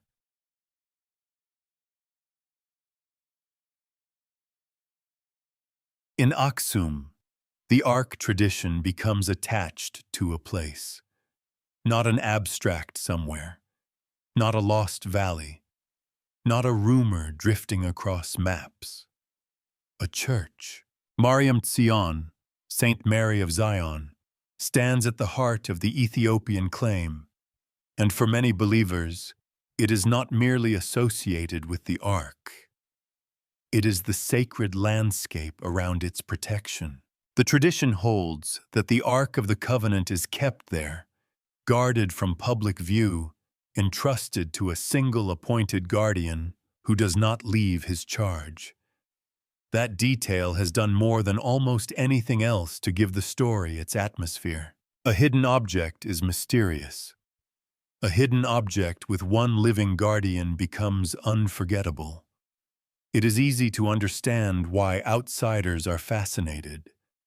The mind immediately reaches for the forbidden room, the locked chapel, the man who alone may approach what the rest of the world wants to see. It has the shape of legend, but it is also a living religious arrangement, and that difference matters. For the faithful within the tradition, the guardian is not a character in an adventure story. He is part of a sacred duty. His role expresses the seriousness of the claim. The Ark, if truly present, is not something to be verified by a visiting camera crew or handled for scholarly satisfaction. It is to be protected, approached only under religious authority, and kept within the boundaries that make its holiness intelligible. Modern curiosity struggles with this. Curiosity wants access. Faith often asks whether access is the right desire at all. The Church of Maryam Tsion therefore becomes a kind of meeting point between two worlds that do not fully trust each other. On one side stands the modern investigative impulse. Show us the object, test its age, document its material, compare it with ancient descriptions, allow historians to evaluate the claim. On the other side stands a tradition in which exposure may not reveal truth, but profane it. That conflict cannot be solved by impatience. One can sympathize with the historian's frustration. A claim this large naturally invites questions. If the Ark of the Covenant is said to exist in a specific location, many will ask for evidence. That is not disrespectful by itself. History works by examination. Archaeology works by access. Claims about physical objects cannot be treated the same way as purely symbolic beliefs. But one can also understand why the tradition resists. The ark's meaning has never belonged to ordinary visibility. In the temple, it was not displayed to prove its existence to the public. Its power was tied to restriction. The Ethiopian claim preserves that same grammar. The sacred center remains unseen, and the very refusal of display becomes part of the object's authority. To outsiders, that can look like evasion. To believers, it can look like reverence. Both reactions are human. What makes Maryam Tsion so compelling is that it does not simply offer an answer to the ark's disappearance. It offers a continuation of the ark's old pattern. The object that once rested behind the veil is again said to rest beyond ordinary sight. The object that once required priestly mediation is again surrounded by guarded access. The object that defined a sacred center through absence is again most powerful because almost no one can claim to have seen it. That does not prove the Ethiopian claim, but it explains why the claim feels internally coherent. A fake relic is often shown too eagerly. It needs attention. It needs pilgrims, donors, witnesses, spectacle. The Ark tradition at Maryam Tsion moves in the opposite direction. It withholds. It denies the easy image. It asks the world to accept that the most important thing may be the one thing it is not allowed to inspect. Of course, withholding can protect truth. It can also protect uncertainty. That is the historian's dilemma. Without public examination, there is no way to verify whether anything in Aksum corresponds to the biblical ark. We cannot responsibly say the object is there as a matter of established fact. We cannot date what we cannot examine. We cannot compare what we cannot see. We cannot build certainty from devotion alone. And yet, the tradition's refusal to satisfy modern standards is not the same as emptiness. For centuries, Maryam Tsion has functioned as a sacred focus. Its claim has shaped worship, memory, and identity. Whether the physical object is ancient, medieval, symbolic, or something else entirely, the tradition around it has become historically real. People have organized their reverence around it. A church has guarded its meaning. A guardian has embodied the idea that some responsibilities are not meant for the public stage. There is a quiet severity in that. The guardian, as the tradition presents him, does not roam the world giving lectures. He does not display a relic under glass. His life is defined by proximity to something others cannot approach. In an age of constant exposure, that feels almost impossible.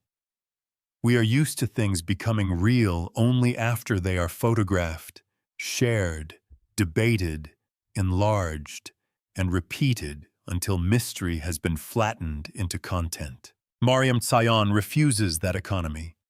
It keeps the story small, enclosed, and severe, and perhaps that is why it continues to hold such power. The claim lives not because it has been proven to the world, but because it has not been surrendered to the world. It remains protected within a sacred framework where verification is not the highest value. For a documentary mind, that is frustrating. For a religious imagination, it may be the entire point. The Ark, after all, has always unsettled the boundary between object and presence. If it was only an object, then hiding it seems unreasonable. Show it. Test it. Settle the debate. But if it is presence, covenant, and danger concentrated into matter, then the demand to see it becomes less innocent. It becomes another attempt to control what the tradition insists cannot be controlled. This is not an argument that outsiders must accept the claim. It is an argument that they should understand what kind of claim it is. Maryam Tsion does not give the world proof. It gives the world a guarded absence, a place where the story of the Ark has not ended, but has been enclosed. A place where the question is kept alive by being kept out of reach. In Jerusalem, the Holy of Holies once taught that sacred power could be central without being visible. In Aksum, the same lesson is told through a church, a closed sanctuary, and a guardian who never leaves. And so the Ark remains, in the Ethiopian tradition, not found in the modern sense, but not lost either. It is held in the space between faith and evidence, where the door stays closed and the world waits outside. Archaeology is often imagined as a discipline of revelation. A brush moves across soil, a wall emerges, a sealed chamber opens, a fragment of inscription gives a name back to the world. The past, which seemed silent, suddenly speaks in pottery, ash, bone, metal, and stone. That is the dream, at least. The reality is slower, more difficult, and far more constrained. Archaeology does not simply go wherever curiosity points. It works under laws, politics, religious sensitivities, funding limits, preservation concerns, and the basic stubbornness of the ground itself. Some places can be excavated. Some can only be surveyed. Some cannot be touched without turning scholarship into provocation. Few places reveal that tension more sharply than the Temple Mount in Jerusalem. For the Ark mystery, the temptation is obvious. If the Holy of Holies once stood in the first temple, and if some sacred object was hidden before the Babylonian destruction, then surely archaeology should be able to go beneath the sacred precinct and answer the question. Surely instruments, trenches, cameras, and patient research could settle what texts leave uncertain. But the word surely does not survive long in Jerusalem. The Temple Mount is not simply an archaeological site. It is a living religious and political landscape of immense sensitivity. Jewish memory, Islamic sacred geography, Christian interest, national identity, and modern conflict all converge there.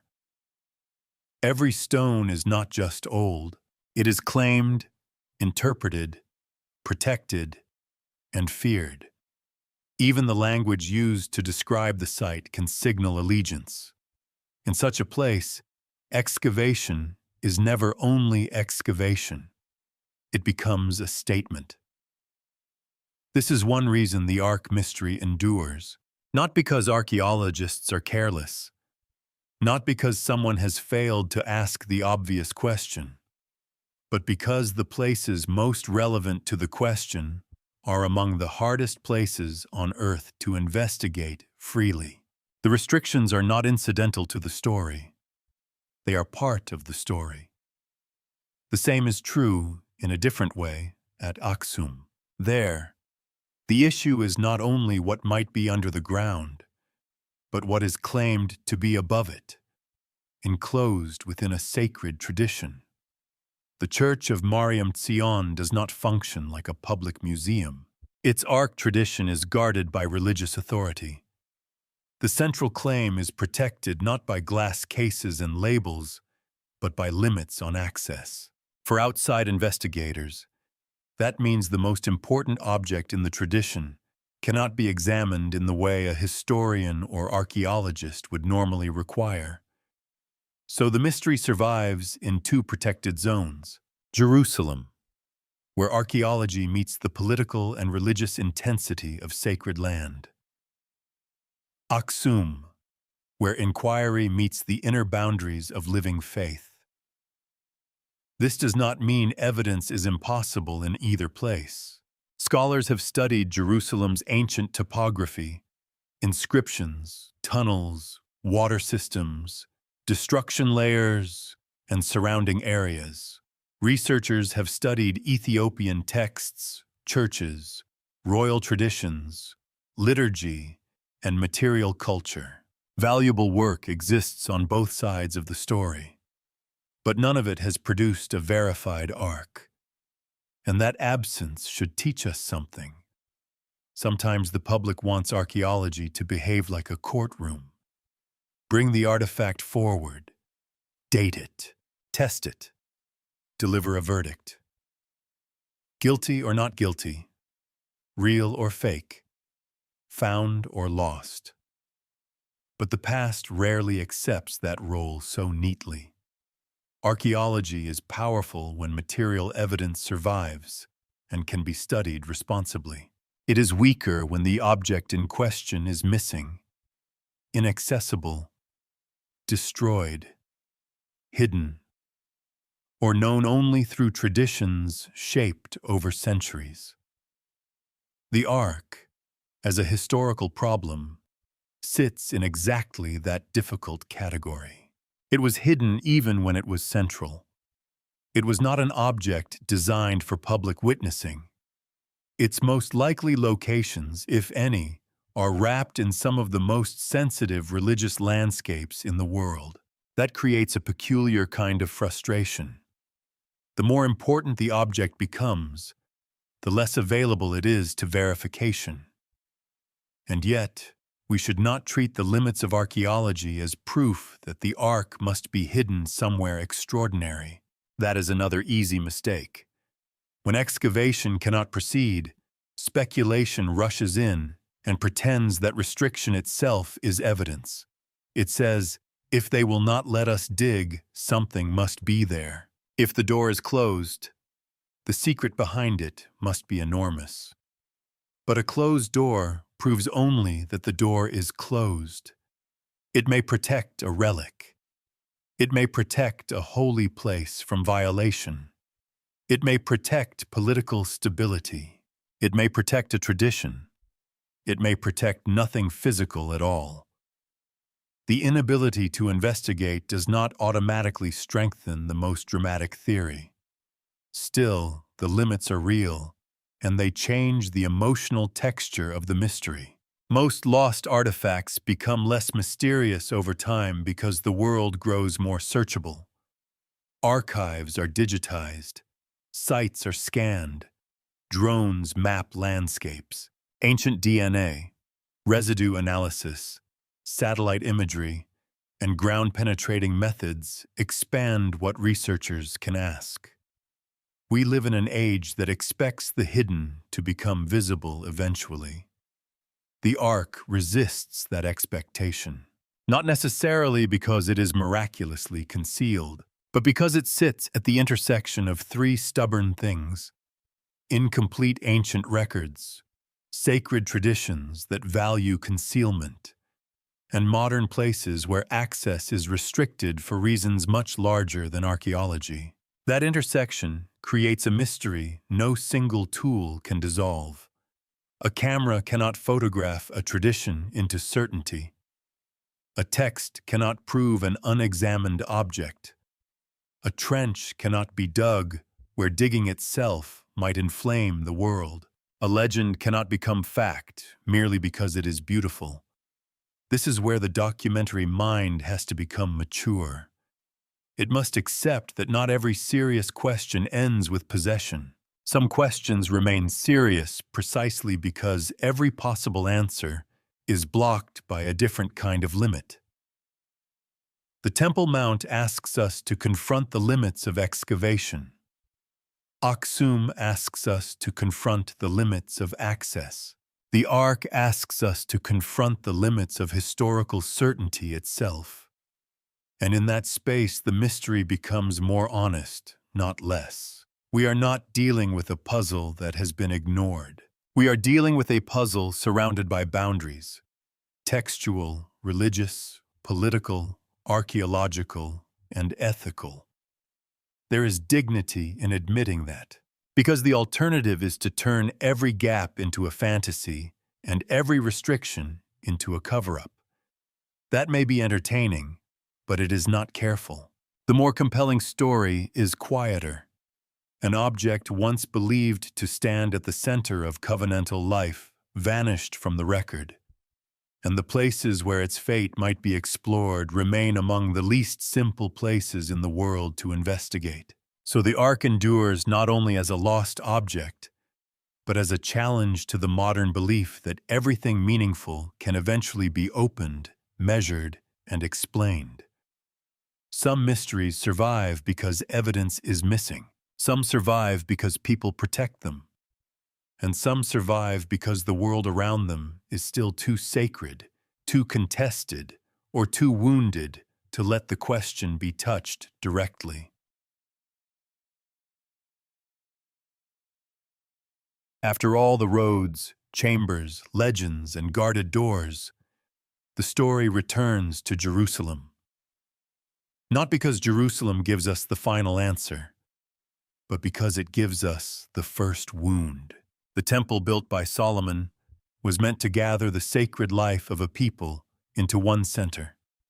Its courts gave ritual a public shape. Its inner rooms trained the body in reverence. Its Holy of Holies held, according to biblical tradition, the object that made the building's deepest space almost impossible to speak about casually, the Ark of the Covenant. And yet, the most haunting fact remains the simplest one. The Ark disappears from certainty. That is the true beginning of everything that follows. It is tempting to imagine the secret beneath the temple as a physical thing waiting under stone. A chamber sealed before the Babylonians entered. A passage known only to priests. A cache of sacred objects placed beyond the reach of empire. That possibility has never lost its power, because it answers the emotional need at the center of the mystery. It says the sacred was not defeated, it was protected. But the story becomes more interesting when we allow the secret to be less literal. Perhaps what lies beneath the temple is not only a hidden room. Perhaps it is the buried structure of memory itself. The decisions no text preserved. The priestly knowledge that may have fractured. The trauma of a city unable to explain what happened to its holiest object, and the later traditions that rose to fill the absence. In that sense, the temple has more than one underground. There is the physical underground, foundations, chambers, channels, stones, and spaces we may never fully investigate. And there is the historical underground, the layer where incomplete records, sacred reluctance, political catastrophe, and religious imagination settle over one another until no single tool can separate them cleanly. The Ark belongs to both. If it was hidden, then the mystery is material. Somewhere, at least for a time, human hands placed it beyond sight. If it was taken, then the mystery is imperial. Somewhere, conquerors may have handled what they did not understand, and the record failed to remember it. If it was destroyed, then the mystery is theological. A people had to survive the loss of the symbol without letting the covenant itself disappear. If it was carried away before the destruction, then the mystery is migratory. The sacred center moved, perhaps into a road, a community, or a tradition on that later generations could no longer verify. And if the Ethiopian claim preserves some transformed memory, then the mystery is also civilizational. The Ark did not merely vanish, it became the foundation of another sacred geography. None of these possibilities cancels the others easily. That is what makes the story endure. The Ark sits at a crossing point between object and meaning. If we treat it only as an artifact, we become impatient with every closed door. If we treat it only as a symbol, we erase the very material reality that made people fear, guard, move, or lose it.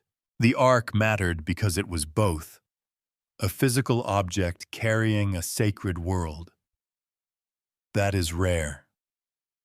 Most objects become less powerful when they vanish. The ark became more powerful because its disappearance matched its nature. It had always been hidden.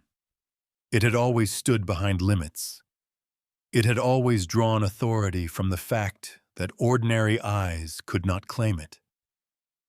When history lost sight of it, the loss felt almost like an extension of its holiness. This does not mean the disappearance was planned. It means the disappearance was believable. A public monument that vanishes leaves a hole in the square. A hidden sacred object that vanishes leaves a hole in memory.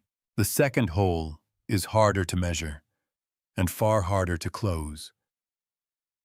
The fall of Jerusalem turned that hole into a wound. Babylon burned the temple and broke the visible center. The later absence of the ark made the break stranger. When sacred life was rebuilt, the old object did not simply return to ordinary knowledge. The innermost chamber of memory remained unsettled. From that unsettled place came theories. Some looked downward, beneath the temple. Some looked outward, toward Egypt, exile, wilderness, or distant lands. Some looked south, toward Ethiopia and the living claim of Aksum. Each answer tried to do something different. The hidden chamber theory tries to preserve the ark from destruction. The rode-out theory tries to explain the silence of the spoils. The Ethiopian tradition tries to give the ark a new home and a continuing sacred role. Archaeology asks for evidence. Faith asks for reverence. History asks for caution. And the ark refuses to belong completely to any one of them. That refusal may be the real secret. The ark's disappearance forces every discipline to confront its limit. Archaeology cannot excavate every sacred place. Textual history cannot recover every lost decision. Theology cannot turn belief into material proof. Skepticism cannot explain why unverified traditions remain so powerful for so long. Imagination cannot be allowed to replace evidence, but evidence alone cannot explain why this absence still feels alive. The temple, then, is not hiding one secret only. It is hiding the fact that sacred history often survives as a tension between what happened and what people could bear to remember. That tension is visible in Jerusalem's silence. It is visible in Ethiopia's guarded claim. It is visible in the modern desire to open the door and the ancient instinct to keep it closed. So when we ask what secret lies beneath the temple, the most honest answer may not be a treasure. It may be a trace. The trace of an object that once gave form to covenant, law, kingship, fear, and divine nearness, and then passed beyond certainty at the very moment certainty mattered most. That does not satisfy the treasure hunter, but it may satisfy the historian more deeply. Because the greatest mysteries are not always the ones that promise gold beneath the stones. Sometimes they are the ones that reveal how much of the past depends on fragile chains of custody. A priest who knew, a scribe who wrote, a survivor who remembered, a community that chose silence, a tradition that carried memory in another form. Break enough of those chains and an object can disappear even if it once stood at the center of the world. Solomon's temple is gone. The Holy of Holies is inaccessible to us except through text, tradition, and imagination. The Ark remains unverified, and yet the question continues to move through history with surprising force. Not because we possess the object, but because we understand what its absence means. A people built a sacred world around a hidden center. An empire shattered that world. Later generations searched the ruins, the roads, and the legends for what could not be named with certainty. The true secret beneath the temple may be that the Ark did not need to be found in order to keep shaping history. It only needed to vanish from the place where everyone expected it to be.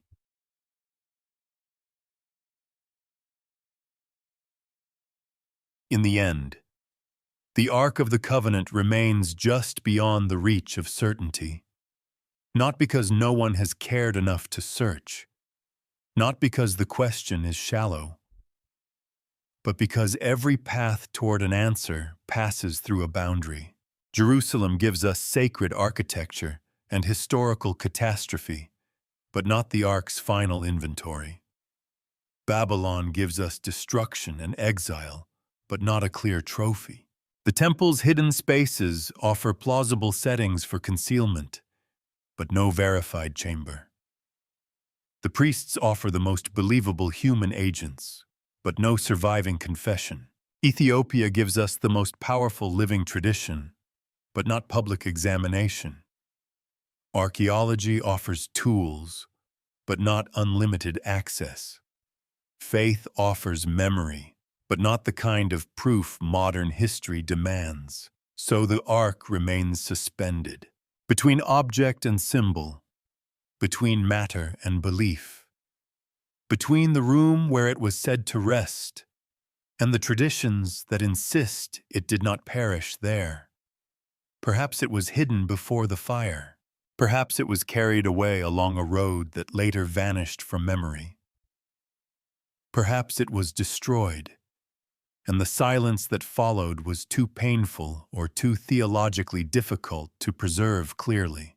Perhaps the Ethiopian tradition holds a transformed memory of something older than we can now separate from sacred storytelling. Or perhaps the real history was simpler, rougher, and less satisfying than any of the legends that came after it. We do not know, and that honesty matters, because the Ark's mystery is not strengthened by pretending the evidence is clearer than it is. It is strengthened by admitting how strange the evidence actually is.